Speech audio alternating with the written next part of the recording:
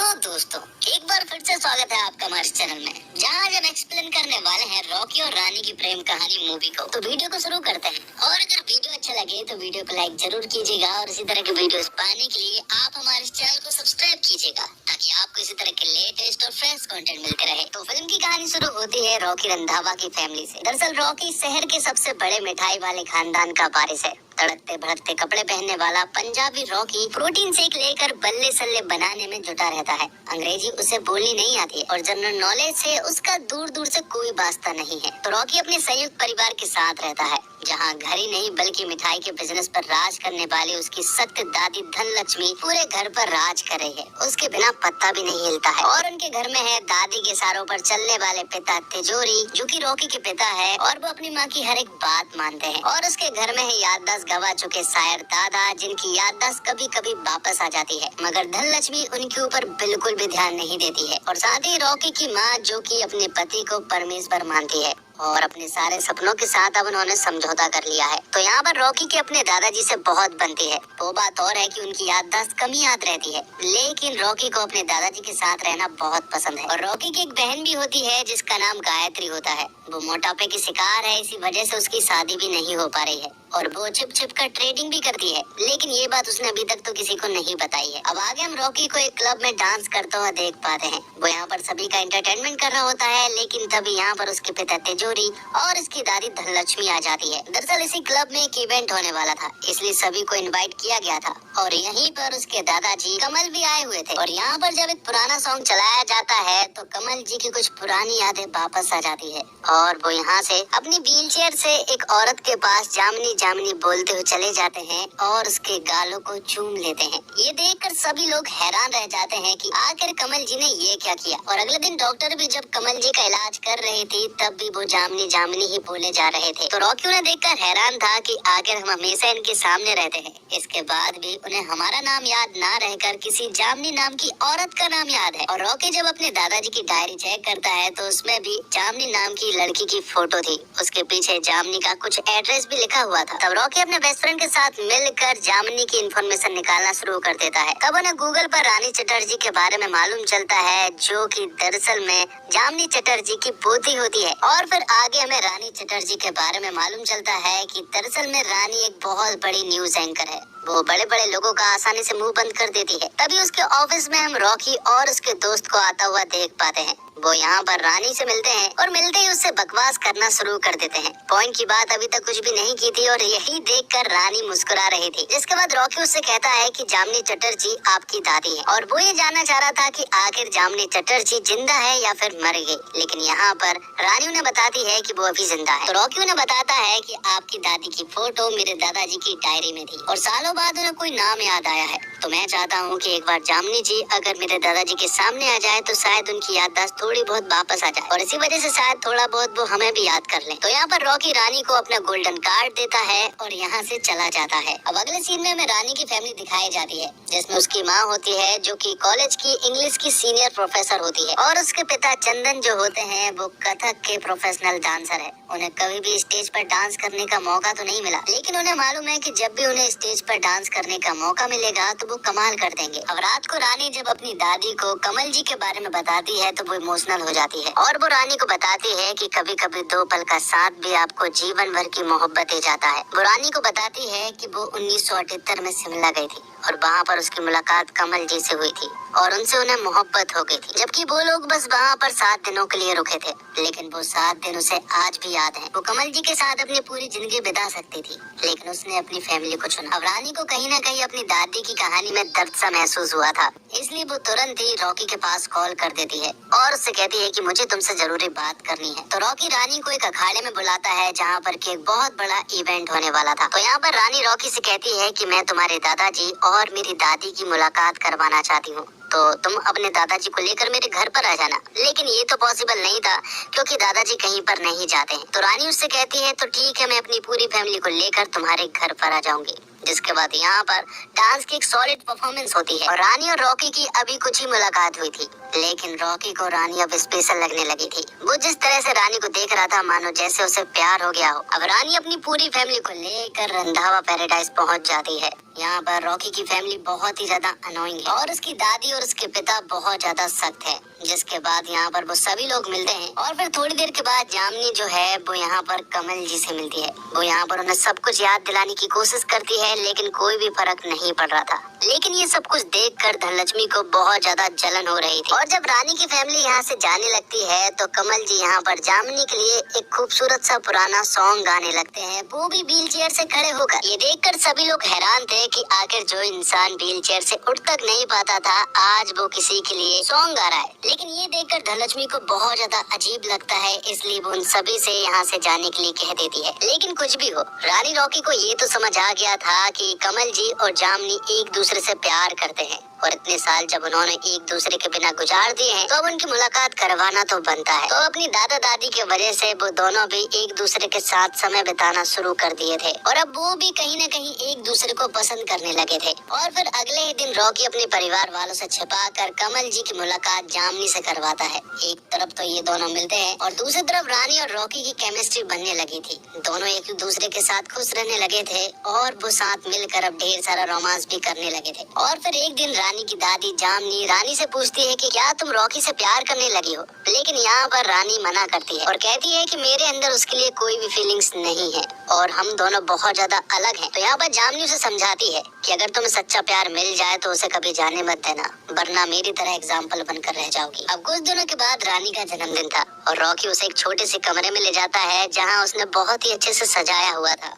और यहाँ पर वो उसका केक तो नहीं, लेकिन यहाँ पर एक बहुत बड़ा लड्डू काटने वाले थे। और यहाँ पर रानी रॉकी को देखकर समझ गई थी कि उसके अंदर मेरे लिए फीलिंग्स आ गई है और अब वो मुझसे प्यार करने लगा है। और जब रॉकी रानी के नजदीक आने की कोशिश करता है तो रानी उसे कहती है कि मुझे घर जाना है, तो रॉकी उसे घर छोड़ देता है। लेकिन अगले दिन रॉकी फिर से रानी को एक खूबसूरत जगह पर ले जाता है और अपने प्यार का इजहार कर देता है। वो तो उससे डायरेक्ट शादी के लिए पूछता है, लेकिन रानी उससे कह देती है कि हमारे बीच में ऐसा कुछ नहीं है, ना तुम मेरे बारे में ठीक से जानते हो और ना मैं तुम्हारे बारे में, और जो कुछ भी हमारे बीच में हुआ था वो हमारी मर्जी से हुआ था, हमने एक दूसरे को फोर्स नहीं किया था। और इससे भी बड़ी प्रॉब्लम ये है कि हम दोनों की फैमिलीज बहुत अलग है, मैं तुम्हारी फैमिली के साथ नहीं रह सकती और हमारे बीच में कुछ भी कॉमन नहीं है। ये सारी बातें सुनने के बाद रॉकी को बहुत ज्यादा बुरा लगता है और वो रानी से कहता है कि मुझे या तो सब कुछ चाहिए या फिर कुछ भी नहीं। और इतना बोलने के बाद रॉकी यहाँ से इमोशनल होकर चला जाता है। अब इसके बाद रानी को भी बहुत ज्यादा बुरा लगने लगा था, क्योंकि उसे कहीं न कहीं ऐसा लग रहा था कि उसने रॉकी को हर्ट किया है। इसी वजह से उसे बहुत ज्यादा बुरा लग रहा था।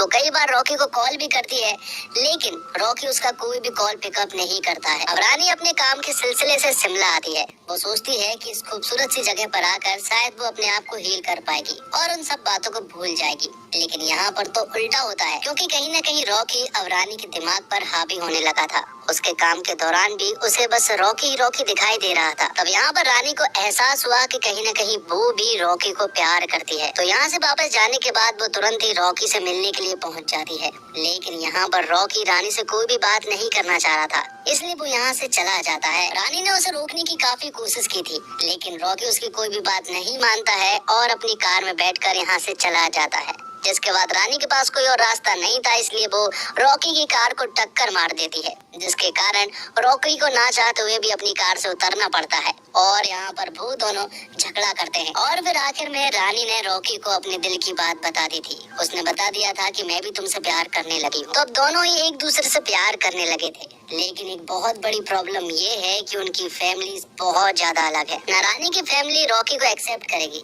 और ना ही रॉकी की फैमिली रानी को एक्सेप्ट करेगी। और अब उन्हें कुछ ऐसा करना होगा कि उनकी फैमिलीज एक दूसरे को पसंद करने लगे। तो यहाँ पर वो एक प्लान बनाते हैं कि 3 महीने के लिए हम एक दूसरे को स्विच करते हैं, तो मेरी फैमिली के साथ रहना और मैं तुम्हारी फैमिली के साथ। तो रानी की फैमिली को तो ज्यादा प्रॉब्लम नहीं थी, क्योंकि वो पढ़े लिखे लोग थे और वो बहुत मॉडर्न फैमिली है, तो उनको मनाने में तो ज्यादा प्रॉब्लम नहीं हुई थी। प्रॉब्लम तो रॉकी के घर पर थी, क्योंकि उनके घर पर कानून बहुत सख्त है। वो यहाँ पर जब अपनी बातें रखता है तो उसके पिता उसे चिल्लाने लगते हैं और दादी भी चिल्लाने लगती है और उसके पिता तो उसके ऊपर हाथ तक उठाने पहुंच जाते हैं। लेकिन आखिर में दादी रोकती है और कहती है कि 3 महीने तक अगर वो हमारी फैमिली के साथ रह ली तो हम तुम्हारी शादी उससे करा देंगे, लेकिन अगर वो हमारी फैमिली के साथ 3 महीने नहीं रह पाए तो तुझे हमारी पसंद की लड़की से शादी करनी होगी। और इस बात से रॉकी भी एग्री कर देता है, जिसके बाद धनलक्ष्मी अपने बेटे तिजोरी को अकेले में लेकर जाती है और वो उससे कहती है कि मैंने रॉकी की आंखों में प्यार देखा है और मैं नहीं चाहती कि हम हमारे बारिश को खोएं, क्योंकि ये चीजें बगावत पैदा कर देती है। उस लड़की को आने दो, वो 3 महीने तो क्या 1 हफ्ते भी इस घर में नहीं गुजार सकती। तो अब रॉकी और रानी स्विच होने लगते हैं, रानी रॉकी के घर और रॉकी रानी के घर पर, और दोनों की फैमिली एकदम अलग है। एक तरफ पढ़ी लिखी फैमिली, दूसरी तरफ बहुत ही सख्त फैमिली। अब रॉकी जैसे ही रानी के फैमिली वालों से मिलता है तो वो यहाँ पर सभी को गले लगाकर झपकी देने की जबरदस्ती कोशिश करता है और यहाँ पर उन सभी लोगों को ये बहुत ही अजीब लग रहा था। और एक तो रॉकी को इंग्लिश बोलनी भी नहीं आती है और वो जो इंग्लिश बोलते हैं वो इंग्लिश भी रॉकी को ठीक से समझ नहीं आती है। जिसके बाद दीवार पर रविन्द्रनाथ टैगोर की फोटो लगी हुई थी, जिन्हें देखकर रॉकी नमस्ते करने लगता है दादाजी समझ के। लेकिन यहाँ पर वो लोग उसे बताते हैं ये दादाजी नहीं बल्कि रविन्द्रनाथ टैगोर हैं। ये सुनने के बाद रॉकी उनसे कहता है कि मुझे मालूम है ये रविन्द्रनाथ टैगोर है, वो तो इनके ऊपर किसी ने फिल्टर चढ़ा दिया है इसलिए वो समझ नहीं पाया। यहाँ दूसरी तरफ रॉकी के घर पर माता रानी की आरती हो रही होती है तो रानी भी जल्दी से वहाँ पर पहुँच जाती है। तो जैसे ही रानी वहाँ पर पहुँचती है तो धनलक्ष्मी तुरंत ही रानी को अपने ऊपर सर ढकने की कहती है,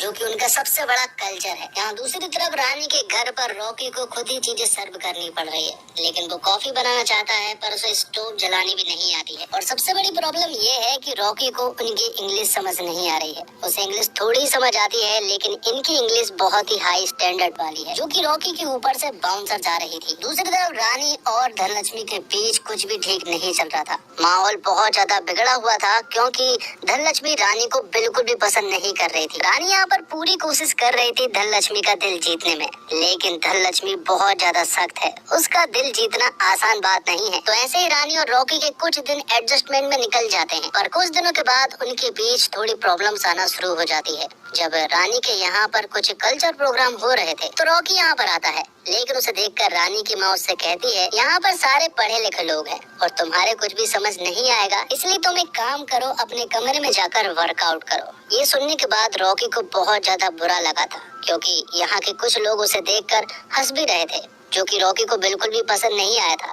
यहाँ पर रॉकी ने कुछ भी नहीं बोला था और चुपचाप यहाँ से चला जाता है। और यहाँ दूसरी तरफ रानी जो है वो रॉकी की माँ और उसकी बहन के साथ दोस्ती करना शुरू कर देती है। रॉकी की बहन को ट्रेडिंग करना पसंद है और वो चोरी छुपे करती है, और रॉकी की माँ को गाना गाना बहुत पसंद है और वो बहुत ही अच्छा गाती है। वो पहले प्रसार भारती में गाया करती थी, उसे आशा भोसले बनना था, लेकिन शादी हो जाने के बाद उसने अपने सपनों के साथ समझौता कर लिया। तो यहाँ पर रानी रॉकी की माँ और बहन को सपोर्ट करने लगती है, लेकिन रॉकी की दादी को रानी बिल्कुल भी पसंद नहीं थी। वो किसी भी तरह से बस रानी को यहाँ से निकालना चाहती थी। और जब रॉकी के बेस्ट फ्रेंड की शादी हो रही थी तो सभी लोग वहाँ पर जाते हैं। इस शादी में रानी की पूरी फैमिली भी आई हुई थी और धनलक्ष्मी को बहुत अच्छे से मालूम है कि उन लोगों को कैसे बेइज्जत किया जाए। तो धनलक्ष्मी स्टेज पर अनाउंस करवा देती है कि रानी के पिता चंदन बहुत अच्छा डांस करते हैं, पर सभी के कहने पर चंदन स्टेज पर पहुँच जाता है और उनका तो दरअसल में ये सपना होता है कि वो पूरी पब्लिक के सामने स्टेज पर डांस करे। लेकिन ये पंजाबियों की शादी थी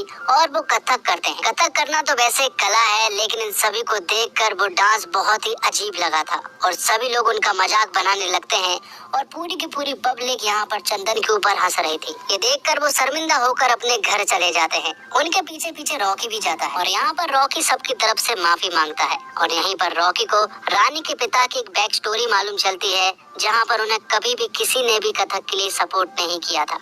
यहाँ तक कि उसके पिता ने तक उसे आज तक सपोर्ट नहीं किया था। उसे किसी ने सपोर्ट किया था तो वो उसकी माँ थी। ये बात सुनने के बाद रॉकी को बहुत गुस्सा आता है लोगों के लिए और वो यहाँ पर उल्टी सीधी बातें बोलने लगता है। ये सुनने के बाद रानी की माँ उसे टोकती है, जिसके बाद तो रॉकी उन्हें एक बहुत ही इमोशनल सी स्पीच देता है और इतना बोलने के बाद वो उन सभी को इमोशनल कर देता है और सबको इम्प्रेस भी। तो अब रानी के घर वालों ने तो रॉकी को एक्सेप्ट कर लिया था, लेकिन रानी को अभी एक्सेप्ट करना बाकी था। अब अगले दिन से जिस इंसान को स्टोव जलाने नहीं आती थी वो सभी के लिए कॉफी बनाने लगा था। वो उन सभी के साथ खुश रहने लगा था और वो लोग भी रॉकी के साथ अब बहुत खुश थे। लेकिन यहाँ दूसरी तरफ माहौल अभी भी बहुत ज्यादा बिगड़ा हुआ था, क्योंकि धनलक्ष्मी रानी को बिल्कुल भी पसंद नहीं कर रही थी। इसके बाद रानी के घर से माँ दुर्गा की पूजा के लिए इनविटेशन आता है और सभी को वहाँ पर जाना पड़ता है। तो अब रॉकी की पूरी फैमिली यहाँ पर आई हुई थी और यहाँ पर रानी के पिता चंदन कथक की एक सॉलिड परफॉर्मेंस देने वाले थे। शुरुआत में तो वो ही डांस करते हैं, लेकिन थोड़ी देर के बाद रॉकी भी उनका साथ देता है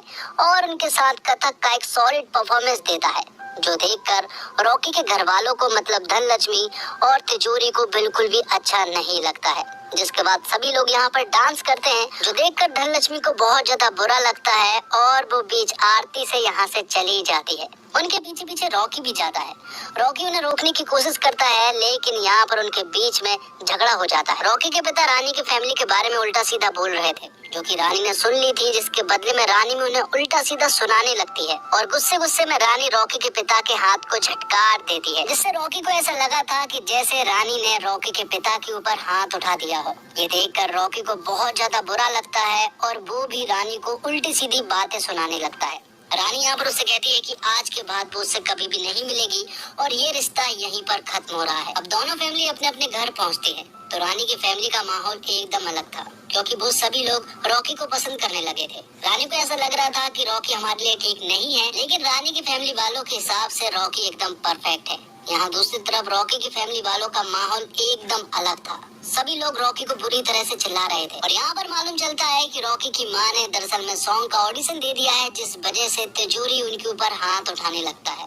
यहाँ पर बीच में ही रॉकी उन्हें रोकता है और कहता है कि रानी ने जब तुम्हारे ऊपर हाथ उठाया था तो मैंने उस रिश्ते को छोड़ दिया था, जबकि उसने तो तुम्हारे ऊपर हाथ भी नहीं उठाया था। अब तुम ऐसी औरत के ऊपर हाथ उठा रहे हो जिसे मैं भगवान मानता हूँ, तो फिर मुझे ये रिश्ता भी तोड़ना होगा। लेकिन तभी यहाँ पर कमल जी अपने बेटे तिजोरी को पुकारते हैं, जो कि उन्होंने सालों से नहीं किया था। यहाँ पर कमल जी तिजोरी से कहते हैं कि फैमिली को कभी भी मत तोड़ना, और इतना बोलने के बाद ये उनके आखिरी शब्द थे और जिसके बाद वो परलोक से धार जाते। तो कमल जी के जाने के बाद रॉकी का बहुत ज्यादा बुरा हाल था और कहीं ना कहीं उनके बेटे तिजोरी का भी, क्योंकि कहीं ना कहीं तिजोरी की आंखें पूरी तरह से खुल चुकी थी। और जब कमल जी का अंतिम संस्कार हो रहा था, तब यहाँ पर जामनी भी आई थी और आखिरी बार उसने कमल जी को प्रणाम किया था, जिसके बाद हम रॉकी की माँ और पिता को बात करता हुआ देख पाते हैं। यहाँ पर तिजोरी अपनी पत्नी से माफी मांगता है। वो कहता है कि मैंने बहुत सारी गलतियाँ की है, जिन्हें माफ करना बहुत मुश्किल होगा, लेकिन मैं आज से वादा करता हूँ कि मैं सारी गलतियाँ सुधारने की पूरी कोशिश करूंगा। और यहाँ पर वो अपनी माँ मतलब धनलक्ष्मी से भी आर्गुमेंट कर लेता है और उनसे झगड़ा कर लेता है। अब कुछ महीनों के बाद हम रानी के घर पर सभी को बैठा हुआ देख पाते हैं।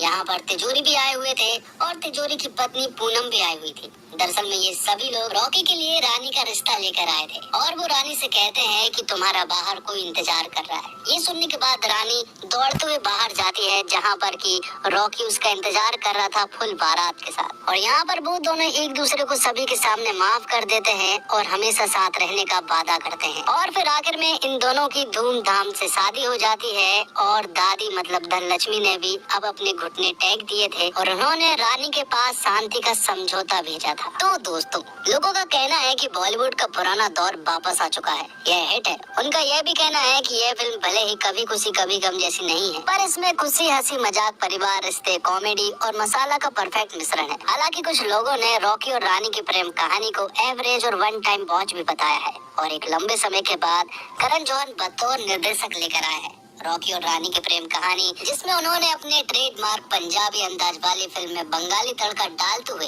एक पारिवारिक लव स्टोरी बनाई है। बस नया ये है कि फिल्म में मनोरंजन के बारे में वो सारे रस डले गए हैं जो आजकल के युवाओं को वेब सीरीज और हॉलीवुड की फिल्मों में मिल जाते हैं। मूवी मनोरंजन का अपना वादा पूरा करती है।